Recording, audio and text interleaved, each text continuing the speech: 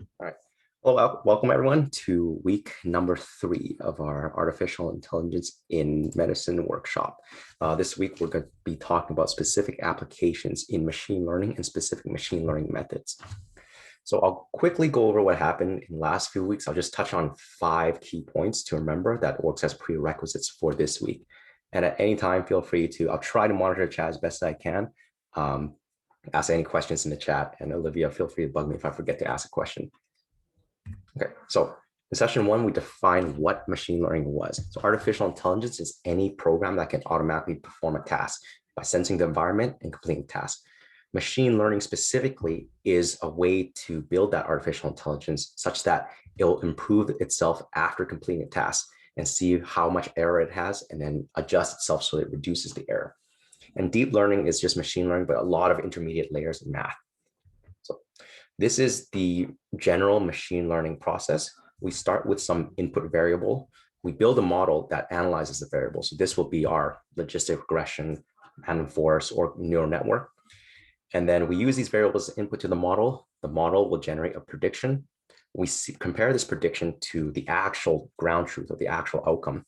And then there'll be an error. And it will update the model to try and reduce the error. And there's specific techniques in calculus we can do to know which parameters of the model to adjust to reduce the error.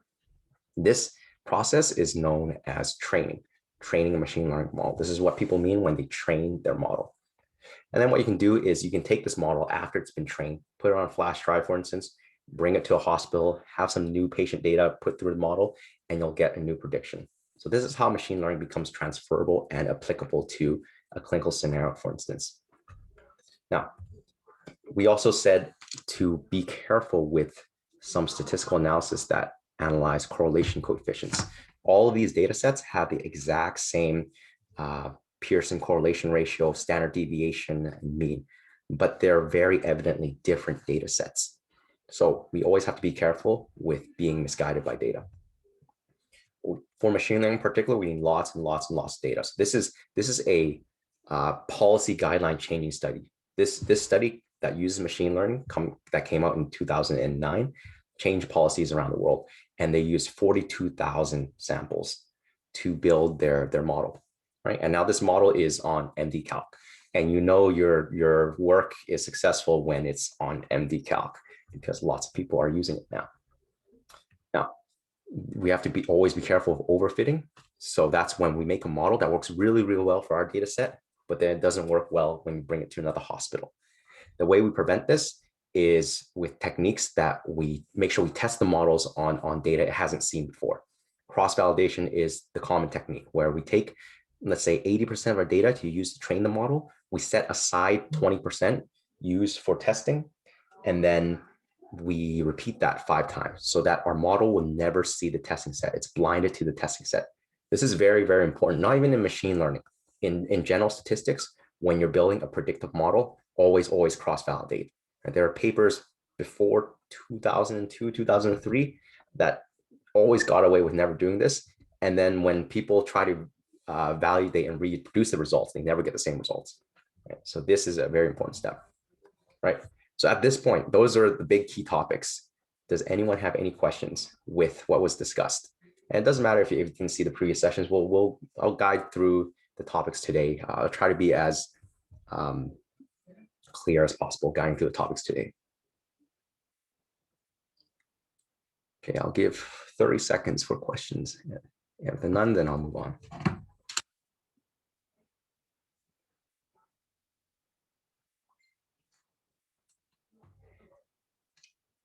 Okay, so today we're going to talk specifically about machine learning, applications of machine learning specifically.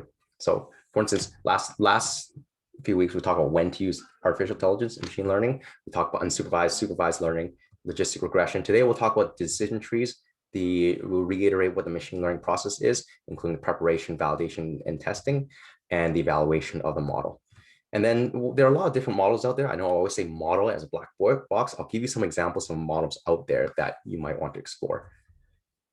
So machine learning, again, we use it when we want to identify a pattern to create a model and then perform a prediction. It's not, we don't use it to calculate a p-value or an odds ratio.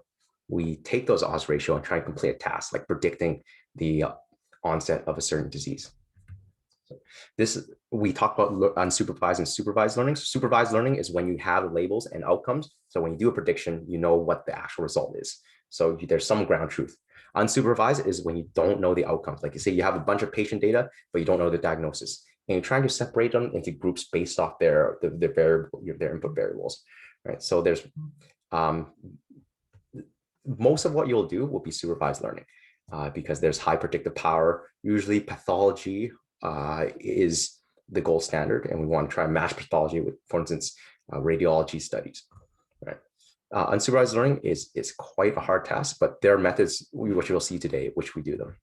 So supervised learning is key in medicine, I think. So we talk about regression. Everyone always talks about regression. Regression, there's a difference between regression and classification. A regression, trying to regress to some curve or of the data, trying to fit some sort of trend line. Whereas classification, you're trying to separate each data point into a separate group. Classification is generally the one which we can validate, right? There's a ground truth. When we try to classify patients with a disease or without a disease, then we compare it to their actual diagnosis. Whereas regression, when we're trying to fit a line into it, we have how good a line fits, but there's no perfect fit that already exists. There's no truth that already exists. So, and a key that is that when we're classifying, our output is categorical. Right? You're either in one, you either have the disease or don't have the disease. Whereas regression, you're comparing continuous outcomes and variables. Now, the key thing which we talked about last week was that your data should be numeric, right? You should not have categories of, let's say, severe, moderate, or very severe, because that's not very descriptive. That's not numerical. A lot of machine learning uses calculus, which requires numerical data. So this is an animation showing linear regression and logistic regression. So linear regression is, you can use it as a classifier, but it's like, for instance, if you're above a line, you're a certain class, you're below a certain class, but it's generally not used as a classifier. Whereas logistic regression is, because you're classifying things based off one class if you're on the top of the logistic curve compared to if you're on the bottom of the logistic curve. Right. So logistic regression is a common tool that we use in statistics and machine learning, but it's not considered the most complex. When you have complex relationships, like in medicine and biology, we usually don't rely on logistic regression. So they're good when your classes are linearly separable and your variables aren't very interdependent. Now, the other example I want to talk about is decision tree. So if you're wondering all these Lord of the Rings memes, so a lot of this was made by Prash, one of our other instructors, and he loves Lord of the Rings. So there's a lot of Lord of the Rings memes here. So decision tree is a machine learning classification model. Your data doesn't have to be linear separable. They don't have to be independent, and they don't have to have linear relationships with each other. Your input and output can be continuous or categorical, and they're completely interpretable, which is a big thing, because when we talk about neural networks are not very interpretable. So I'll talk about what a decision tree actually is. This is a decision tree. We've all seen things like this before. A clinical flowchart or clinical algorithm. So a patient comes in with dizziness. Well, you see if it's episodic, continuous. You see if it's associated with trauma or not. And then, or we see if it's triggered or spontaneous. Going from the top of the tree and comparing the patient's data with these decisions, you'll go in one branch or the other. This is a decision tree. Now, where does machine learning come in? Well, the question is, let's say, where do you put episodic? Do you put episodic at the top or the bottom? Because as you see, when you're at the bottom, you don't get, if you're at the spontaneous psychiatric symptoms, you don't really get the continuous bins anymore. So the other question is that what threshold would you have? For instance, episodic, number of episodes a week, let's say. Do we select 3 episodes a week, 5 episodes a week, 1 episode a week to define this? So there's 2 things that we can optimize. There are quite a bit more, but the 2 main ones: the placement of each node of information and the threshold. So for instance, this is our example. Let's say our input data, remember these are called features. Our input data is the weather, temperature, humidity, and wind. And we're trying to predict if the Ents or orcs will attack. So this is an example decision tree that might be initialized. First, we check the weather, see if it's sunny, cloudy, or rainy. And then we check the humidities. If it's high, there's no attack. If it's normal, there's attack. And then we go back to this data. With each sample, we pass it through the tree and see what attack bin we'll have. So this is sunny, hot, high humidity, weak wind. Okay, so sunny, humidity, humidity is high. Humidity is high. So there's no attack, right? And then we compare. Okay, no attack. So that is correct. So then our error would be 0 so far. And then we go through each one and then see what the error is. And then once we compute that error, we can use calculus. We use there's an algorithm called the classification or regression tree log rank optimizer, I think. That it will adjust where these nodes are to try and minimize the error. So now, remember what I said earlier that these should be numerical. For instance, humidity, it's much better if it's a percentage of the humidity index, and the wind is much better if it's a numerical value. You'll get a lot more information and you'll be able to optimize. The calculus will work a lot better. So this is an example for changing the decision nodes to numeric value. And this is an example of adjusting the thresholds. So let's say the algorithm selects 75% as a humidity threshold. So a problem with, for instance, let's say this is the end of this decision tree. This has been optimized, and this is what gives you the highest accuracy. So this decision tree isn't really that deep, right? It's only, and there are some variables we didn't put in this decision tree. And that does happen. There's the maximum number of depth you can set of the decision tree. There's a maximum number of survivors in each node, because as you go down the tree, you'll get less and less samples.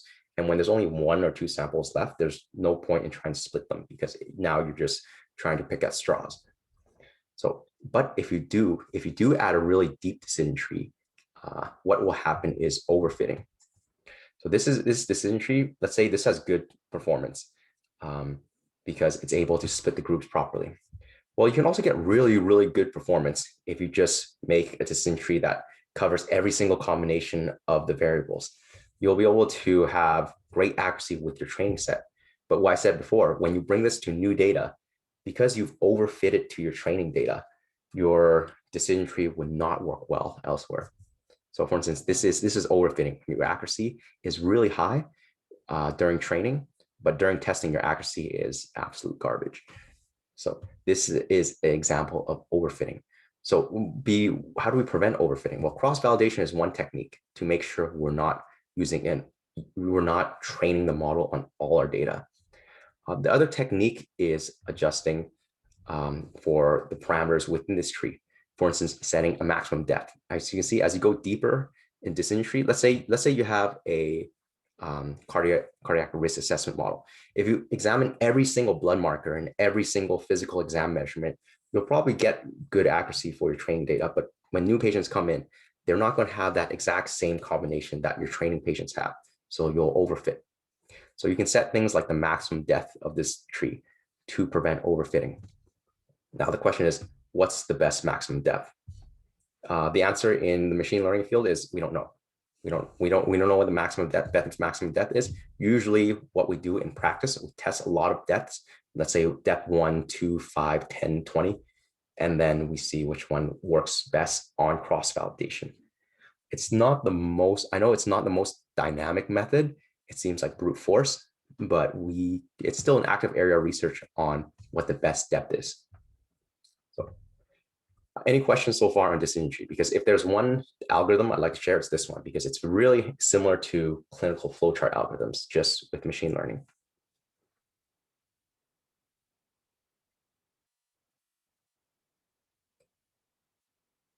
Okay, I'm on chat. Oh, okay. So now, when machine learning models get into practice, decision trees are a very common thing because they're very clinically interpretable. What is not interpretable are neural networks, but these are very, very popular in computer science. And when people say machine learning in popular culture and in media, they always mention neural networks, right? I'm pretty sure Elon Musk said we'll have a neural network for their Tesla autopilots, which they probably have. So neural network can theoretically, there's an algorithm while building neural networks that if you have a sufficiently complex enough neural network, you can model any function, you model anything in the world because it models complexity. It models combinations, and it iterates through every combination threshold of it. But the problem is it's not very interpretable. And we'll talk about some examples of really modern neural networks. But for instance, what essentially a neural network is you have some sort of input, let's say image of a cat. And each one of these circles represents a mathematical function. For instance, let's say this function takes out the middle part of the image. Let's say this function analyzes the gradient from top left to bottom left. And let's say this function analyzes the mean pixel intensity. So what happens is that this gets optimized so that, let's say, a certain combination, if this area of the image has intensity above 5 and your gradient is below 3, and if your average pixel density is above 5, it's like a dog.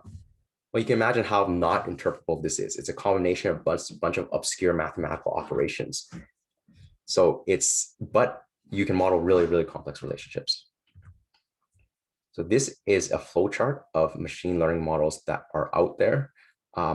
This is a really nice flowchart, actually, from the scikit-learn, which is the popular machine learning library in Python that we use in our examples. So for instance, it depends on what your task is.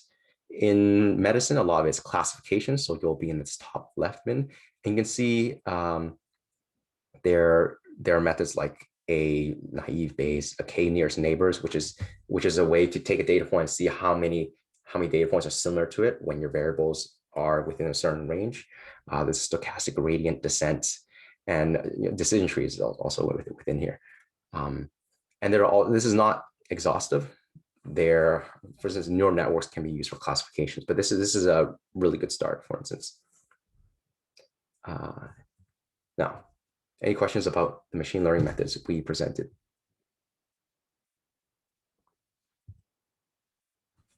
Ricky, do you mind elaborating a little bit more on the difference between classification and clustering models? Yeah. So a great example is actually an earlier slide. Let me get back to it. So here we go. This is a slide. So let's say red are patients with breast cancer and blue are patients without breast cancer. So for instance, in classification, you want a model that's able to predict if a patient has breast cancer or not breast cancer. In clustering, you're trying to, let's say you have patients with breast cancer, without breast cancer, and this x-axis is, I don't know, a certain gene, let's say P53, the P53 oncogene, and this axis is, let's say, heart rate or something random. Clustering is, you don't really look at the outcomes, you don't look at the colors, you just try to separate your data. You try to separate data in meaningful groups. So in this, let's pretend all these pixels are black. We don't know if it's, we don't know if it's red or blue, and then our clustering algorithm will create these clusters. So let's say this circle and this circle and this circle, and say that these sets of patients are very different from each other. We don't know why, but they're very different. So this is useful when we don't have the outcome, when we don't know that what we're looking for is if they have breast cancer or not. But we do know these patients are very, very different. And let's say further down the line, we then discover that with further investigation, hey, these patients have breast cancer. So clustering is separation into meaningful groups where you don't know their class, don't need to know their class. Okay. Does that answer the question?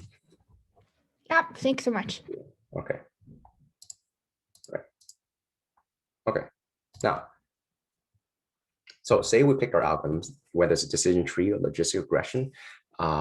Decision tree is not the most state-of-the-art. I always promote decision tree to medical students. Random forest is a more state-of-the-art method, but that's a popular method. Now, what do we want to do? How do we get this to, say, publication quality? Well, the first step you want to do before you test your model is you want to explore it, explore the range. It's what we did last week. Explore what the means are, if there are any outliers, if any data just is not biologically plausible. We have to prepare our data quite a bit. Remove outliers. If they're variables that have zero variance, let's say all patients are the exact same height, that's a useless variable, right? Making sure that we feature select so we don't have too many features, because otherwise our model will overfit. and then clearly define what task we want to provide, what task we want to conduct. If it's classification, then we need to clearly define what our outcome is. Now, again, with cross-validation, we want to split into training, validation, and testing.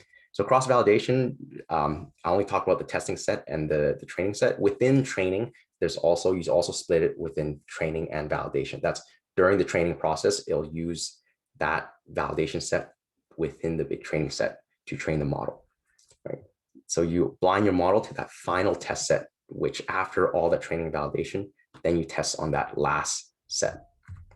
So a good analogy is, let's say training is study. Let's say you're studying for exam, right? Your final test is the exam. You want to do well in the exam. Training is studying for the exam. Validation is doing practice tests. So it's like you're testing your data, but not on the real thing yet. And then testing is your final exam. What you're actually going to be graded on to measure your performance is that final exam. So that's the difference between training, validation, and testing. A lot of people only talk about training and testing, but with a lot of methods, there's validation within training.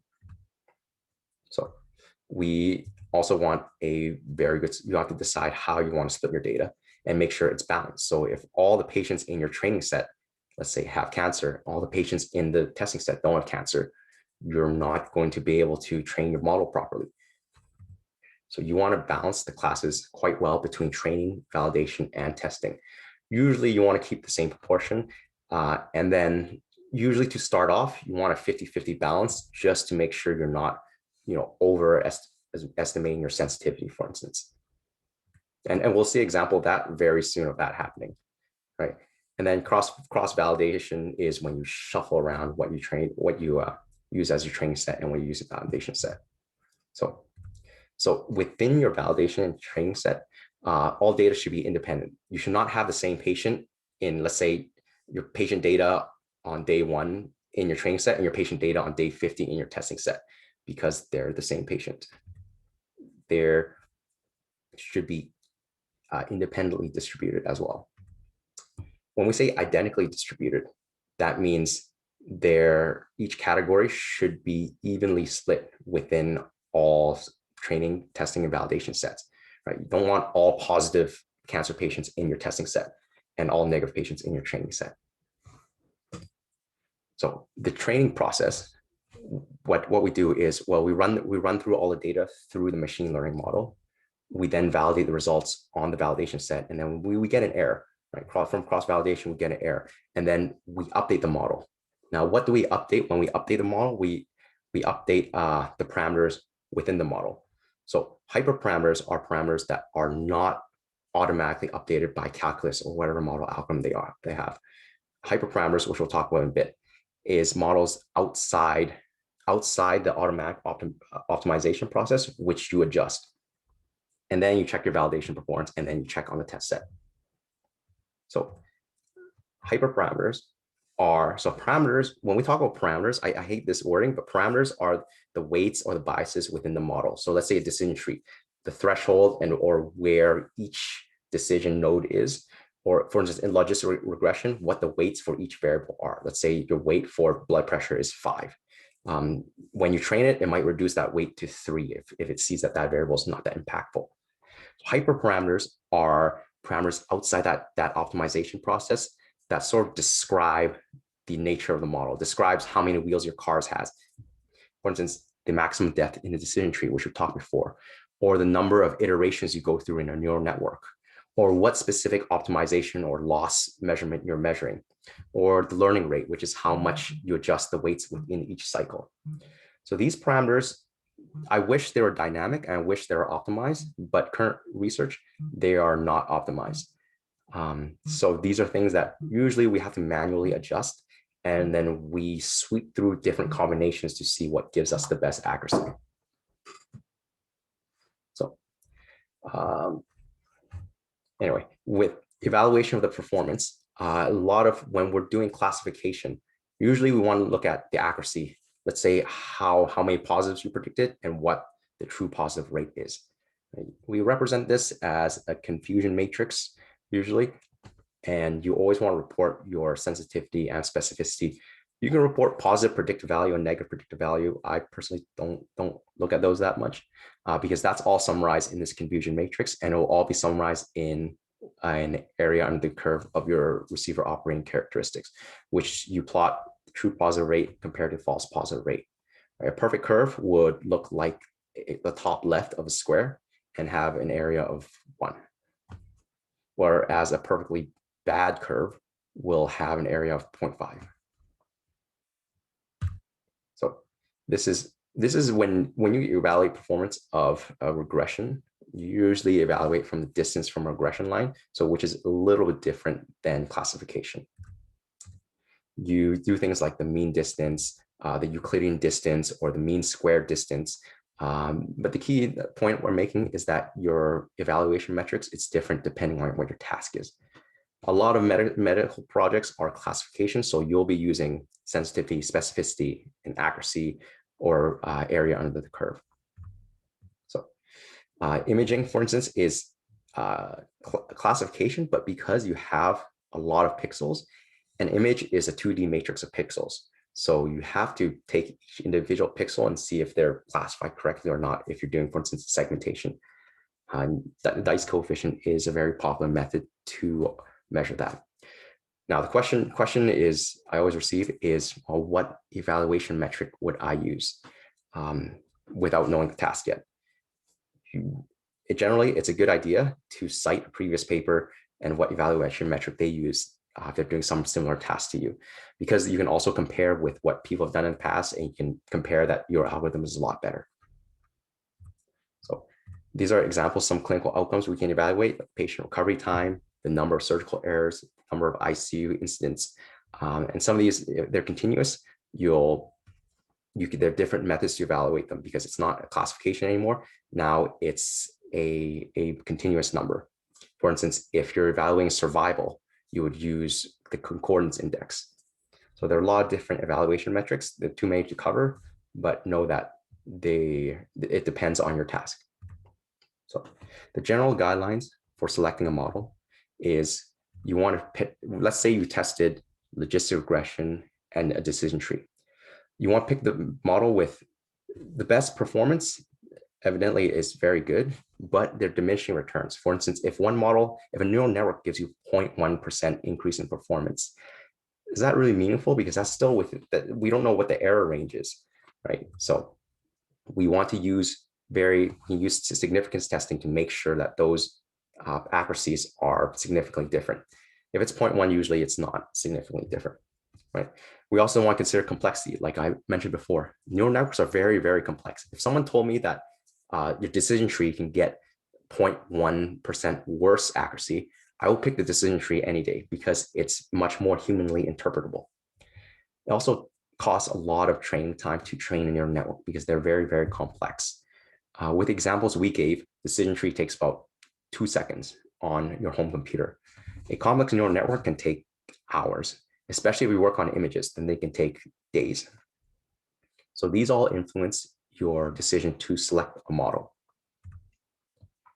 And then when you're evaluating the metrics, you always have to select the correct metrics. Do you want precision? Do you want accuracy? Of course, we want precision and accuracy, but then most of the times we want accuracy, but in some applications, we want better precision.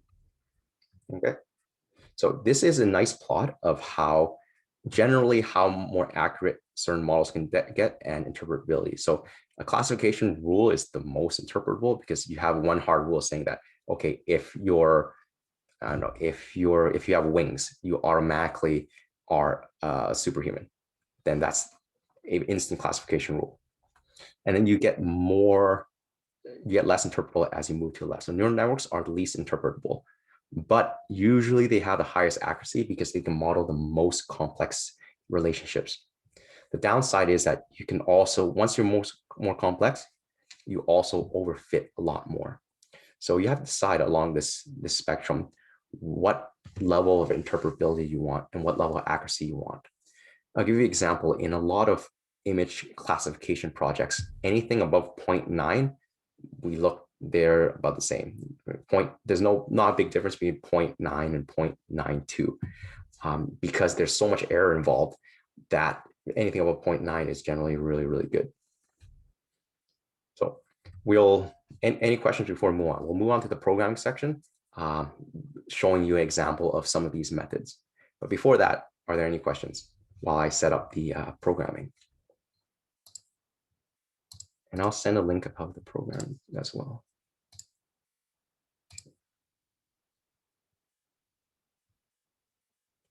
Copy link. Let's see, yeah, I'll send it in the chat. And then what you have to do if you want to modify it, you have to go File and save a copy in Drive. This will save your own copy of this collaboratory notebook. I know I say Colab notebook log, it's really a Python notebook. Collaboratory is just Google's platform to program it. But in the meantime, while everyone is opening this, we'll take a 3-minute question and water break.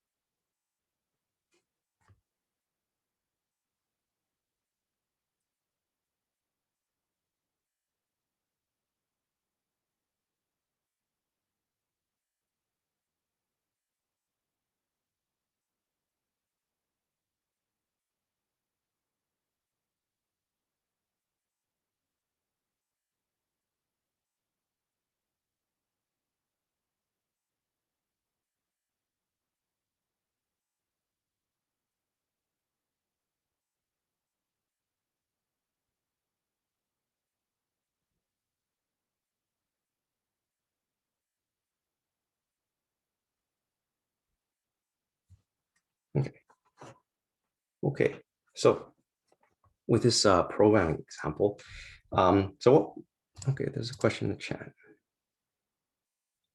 Yeah, for sure. Thank you. So I'll go a bit slower. We might not go through everything, which is okay because we can go through more next week.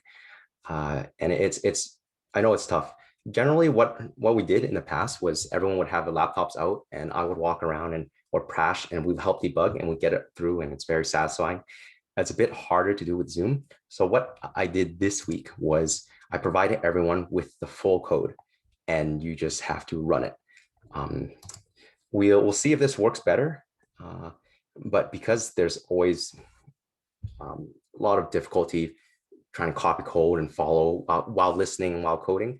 So we'll see if this simplifies things. So we'll show an example of dimensionality reduction, decision trees, and neural networks. First of all, credit to this goes to Prash. He made this notebook, which is, from an engineering standpoint, it looks amazing. So what we have to do first is we have to load in the relevant libraries. So again, we're using this sklearn library, the scikit-learn, and then we'll use some number manipulation libraries in Python, meaning NumPy and pandas. You don't always have to know on the top of your head what libraries to use, but these are common ones that you can keep in mind. The parameters down here just define the size of the figures during the output. So we're going to load a data set called the wine data set. And this is done with a command called load_wine. And there's an entry in this data set called description. So we'll just print that labeled description. So again, to run this, you click on the cell and then you press either the play button or on your keyboard, the shortcut is Control Enter or Shift Enter. Shift Enter goes to the next cell afterwards. So we're going to print out the description. And this just tells us what the data set is. So we have these attributes, which I don't like this term. Like I said, I like the term features, alcohol, malic acid, ash, the color intensity, and we're trying to class them in one of 3 classes. I have no idea what these classes are because I didn't take wine studies in undergrad, but we're trying to classify it in these classes. So this is some exploratory data analysis I talk about, which is always good to report. You're reporting the range of your data, the mean and the standard deviation. So now, what we are doing first is we want to convert it to a data frame. A data frame is a data format in Python where things are essentially, it's a table. It's much easier to manipulate. This is really boring data manipulation code. So what we're doing here is we're creating a pandas data frame. We're using the features as the column, and then the label. We're creating a column called label, which we use from the target column of the original data. So that's the class, right? And then we're going to transform it, and then to make sure we standardize it. So now what we can do, I know I said no manipulations, but I'll do this once. What we can do is in Python notebooks, you can just type the variable name, and Python will try and interpret that and print out that data, that variable. So if I just type df scaled and I run the cell, I'll get what the data frame looks like. Right? You can also do print df scaled, but usually this gets interpreted differently in Python. It's not as nice. So the last column, I believe, is the label. Sorry, this is not the label. Now, we're going to do some unsupervised learning. And this technique we're going to use is called principal component analysis. And this technique you use when you have way too many features. For instance, let's say you have height and blood pressure, and you want to combine the two together. Well, you might get, for instance, height squared minus blood pressure is your variable you end up. So this is very useful when you don't have enough samples, but you think all the features are still relevant. So what we're doing here is that first we need to, Python gives us a PCA object that has all the functions we have. And then we're going to fit this principal component analysis to our data frame of data. So it will look at all the features, and then it'll visualize how important each feature is. So this is creating the plot. And then what it'll do is it'll plot the variance explained by each feature, which will tell us, which you can interpret as how important each feature is. So now we can see this is, if you go back to your table, each one corresponds to a certain label. So we can see that how to interpret this graph is that, well, the first 4 components will explain the most variance, right? What explaining variance means, which means we can explain how differently the data is distributed. So our first 4 components is really important. What PCA tells us is that we can just use the first 4 components and we'll capture most of the variation within the data. So now this is an example of looking at the first 2 components and seeing how well things can be split up. So we're creating a figure here, we're creating a plot, and we are scattering the first 2 components with coloring the labels. So a different color means a different label. So if it's a really good split, then you'll see these different clusters of labels. You won't see colors mixing in a lot with each other. So we run this cell, Control Enter, and then we'll see the plot that it's pretty good. The first 2 principal components will separate quite well. If you run an algorithm on this, like k nearest neighbors or logistic regression, you'll be able to capture these circles of clusters. Right. Now, this is an example of unsupervised learning. If you don't have the colors of these, you can do this. You don't need the color. You don't need the outcome. You don't need the colored or classification of wine category to do this, right? We only put the outcome in the end to show you how good it is.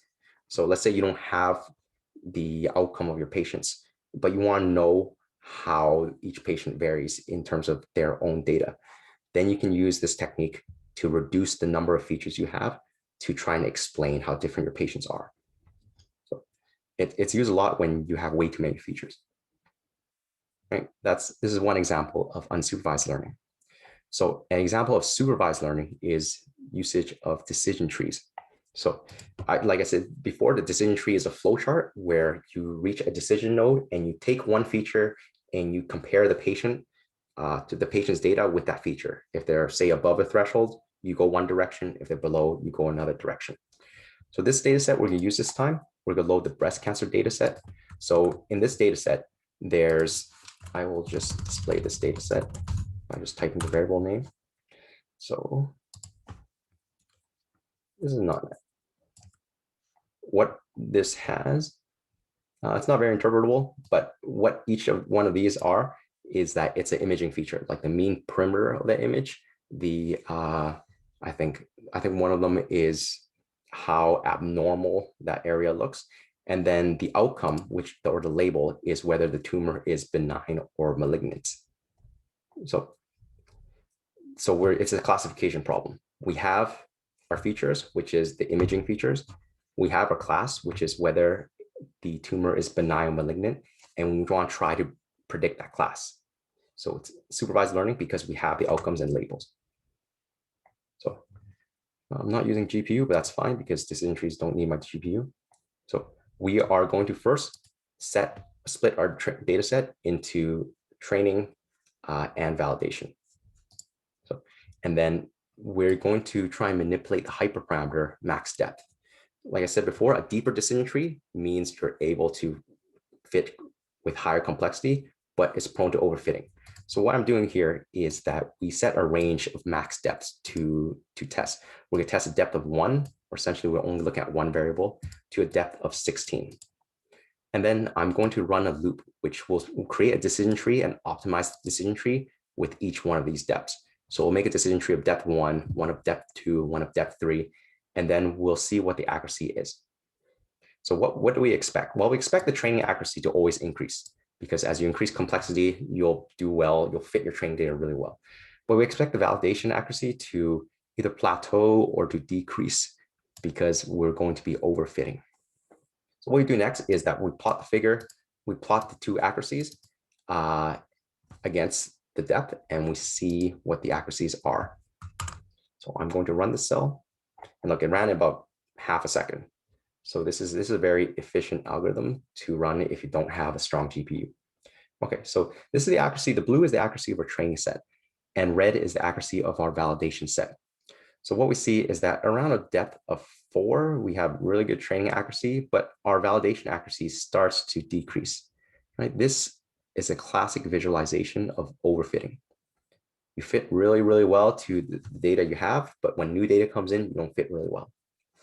So what does this mean? It means that we don't want a depth greater than, I would say even greater than 3, but 3 or 4 is the depth we want to build our tree. Okay, so what now? Well, we say our best max depth is 3. The best validation accuracy occurs at max depth of 3. It gives us about 93% accuracy. So 20 years ago, you can take this exact code and then publish in a high impact journal. But unfortunately, it's been done already. So we're going to create a decision tree here with setting the hyperparameter max depth to 3. Random state just means how these decision trees are enabled. If you have a different number, they'll be randomly initialized in a different way. It doesn't really matter in the end. It's just you want to test a new random state every time you're rebuilding the tree. So we are going to fit our training data to it and then look at what our training and validation accuracy is. And last part here, we're just using the SVG library to visualize this decision tree. So when I run the cell, we get a training accuracy of 97% and a validation accuracy of 93%. And this is quite good for a classification algorithm, and this is around expected for something that works. So 93% is quite good. If you have 93% in your projects, usually it's publishable. So what is this decision tree actually comparing? So this is a visualization of the decision tree in the end. First thing we look at is the radius variable, the radius of the region of interest or the tumor. So if the radius is below 0.109, then you move to the left bin, right? If it's above, then you move to the right bin. And you see the right bin generally is more malignant, and left is more benign. And then we look at the worst concave points. And then we look at, for instance, worst texture if you're in the right branch. So you see it's a bit more complex than the clinical flowcharts we see in practice, where it's just looking at, let's say, if your GCS is above 13, if you have history of trauma, and if, for instance, you have active bleeding, right? It's a bit more specific. You have these specific thresholds, and your branches are different. So that way, decision trees can model higher complexity, but they're still very interpretable. Right? If I take this to a radiologist and say, okay, this is the decision tree we have that can classify breast tumors. We can clearly understand what this means, right? Radius generally means, a low radius generally means it's less likely to be malignant, but if it has, a higher, worse concavity, then it's more likely to be malignant. And this is really hard to do with manual analysis. So what this is, now we can visualize our accuracies with a confusion matrix. So this is, I would say this is always mandatory in a publication, reporting your sensitivity and specificity. And this is what we do here. So, and you can interpret true positive, true negative, false positive, false negative here. And generally it does pretty well. Because in some papers, they have really, really good sensitivity and really, really bad specificity. But because there's much higher prevalence of one class, then they still have good accuracies. Okay. Now, we mentioned cross-validation before. So this part is when we shuffle around what we train and what we validate to make sure we didn't get lucky. So this section, we can run the cell. It does the exact same thing. So this here, we're still creating the decision tree, but now we're creating with a different set, right? And then we plot the range of our validation accuracies. So here we create a plot, but we fill in between the standard deviations of our training and validation accuracies. So it's doing the exact same thing, just repeating with different subsets. And we see this is the range of our validation accuracy, and this is the range of our training accuracy. And there is a range. It's about 0.93 plus or minus 0.02, which is actually really, really, really good. It's really, really publishable. It results in this range. But this is sort of the due diligence that data science should have in order for someone to believe your results, right? So again, decision tree, what we did here, we made a decision tree. We optimized the max depth hyperparameter. There are other hyperparameters too, like minimum number of samples required, but we don't have to worry about that for now. We selected the one with the best max depth, we visualized it, and then we cross-validated it to confirm our validation accuracy. So if you're working on a project, these are the sort of figures and results that you want to present in order to have good data science practices. Right. Now, any questions? All right. Because there is a paper I want to show everyone.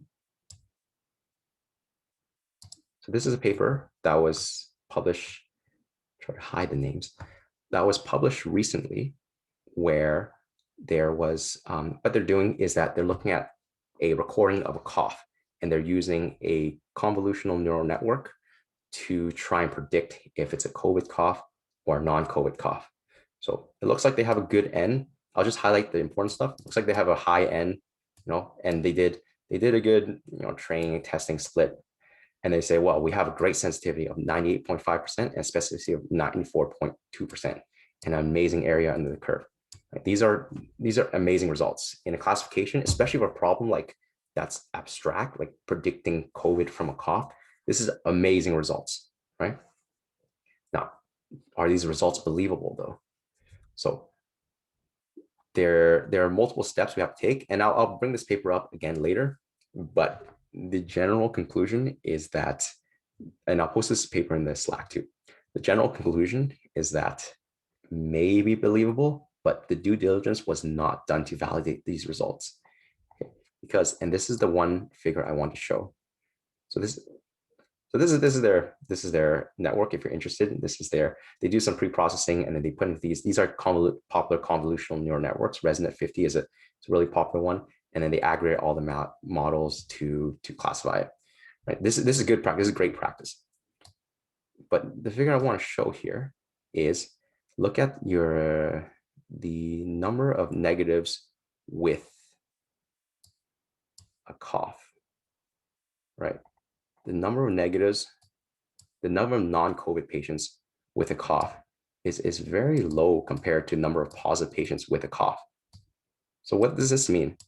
Well, this variable is not well balanced if you're predicting with a cough alone. So they're using a cough is much more different. A cough with, let's say, mucus is much more different than a cough without mucus. But if you're using cough alone, if you just say, if a patient has cough, they have COVID, you'll achieve high sensitivity and specificity with this data set because there's not a lot of patients without COVID with a cough. So that was the main criticism of this paper, was that within their features, they did not have good class balance. So that explains the inflation of these accuracies. I'll link this paper in the Slack and we'll go over it in more detail, particularly the convolutional neural network, which we'll discuss not next week, the week after, our next session, and why parts of this paper is amazing and great, parts of this paper are lacking. Okay, but for today, I think we're out of the didactic time. And at this point, I'll take any questions that anyone has.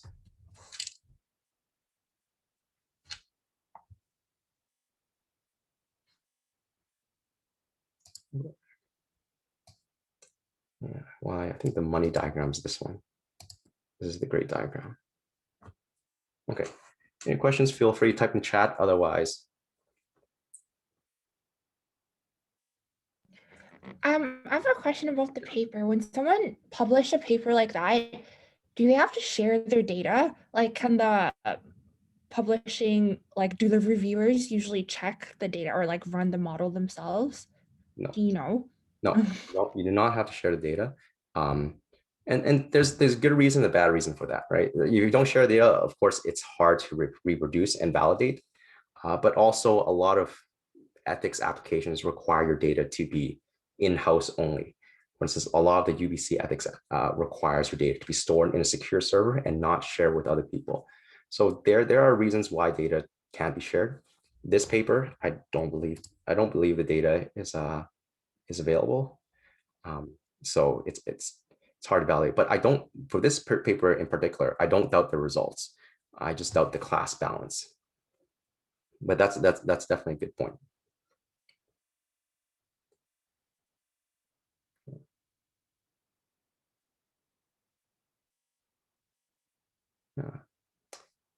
Any other questions before I stop the recording?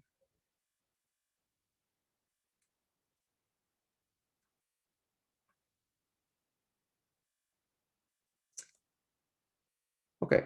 I don't think any other questions. So thanks everyone for attending. And for those watching the video, thanks for seeing. Oh, there's one. Oh, you're welcome. Thanks everyone for attending. And for those watching the video, thanks for watching. We'll have another session in 2 weeks describing convolutional neural networks and really the really advanced techniques and state-of-the-art techniques out there, and with a programming example.